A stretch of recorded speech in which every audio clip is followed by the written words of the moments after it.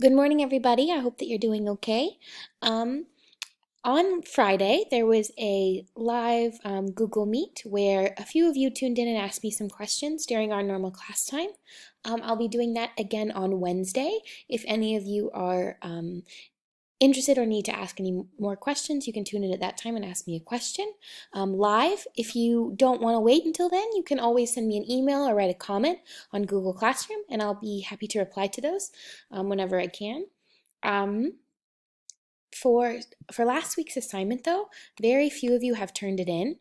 Very few of you have turned it in. And on account of this, I have now created a manage back formative assessment. So those of you who have finished your plan from last week, please turn it in. That was our classwork from the 11th and 13th of March. So you should have already finished it and completed it. So those of you that have, just turned in the copy of the work that you've done for your plan. So the thing you were working on Wednesday and Friday of last week.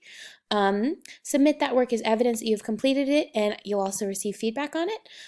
If you want to, you can reference the video from last week's assignment, which was posted here.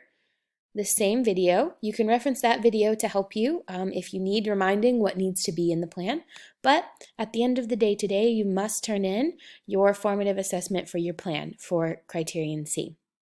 I'd received some emails from you guys, and I've been talking to Mr. Irvine, who teaches the other design class, about a concern about being able to make your educational game. And I understand that. Mr. Irvine understands that. We all understand that this is a weird situation where we're not able to go out and buy materials, maybe like we would like to so much.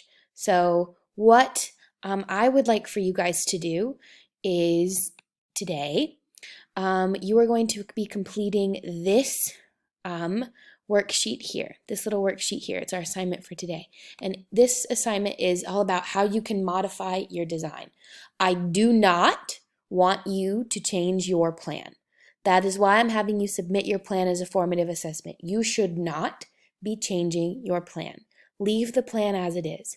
This is an unexpected obstacle that we're all coming into contact with. So that doesn't mean that our plans should change. It just means that we have to adapt. Okay?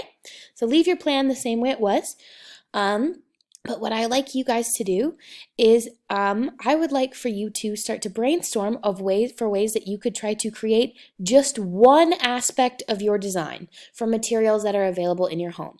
So these materials do not have to be the same as the materials that you've listed in the plan. They do not have to be the same as the materials that you listed in the plan. So you can be creative here and come up with creative solutions to your problem. So if you said that you were going to use maybe green paper, but all you have is white paper, that's fine. You can change your plan a little bit, okay? If you said that you were going to use wood and you need to use cardboard, or you said that you were going to use marbles and you have to use little stones from your garden, that's okay. All right, we can change things and change the way things work. We're just going to have to be creative with what we have. Okay, so I want you to just answer these questions here to help you brainstorm on how you could make just one aspect of your educational game. Not your entire game, but just one aspect of it. Okay, so I want you to take an inventory of all the art supplies or craft materials you have access to in your house. I want you to take 10 minutes to look around your room, to talk to your family, to see what's available. You should list those things here, try to find as many as possible, and be creative. Just try to look around you and see what you have that could help you complete your design project. The second question I want you to answer is what is your favorite part of your educational game that you think you could make at home?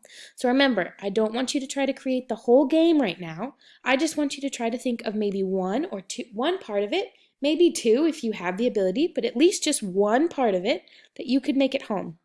Maybe these are some cards.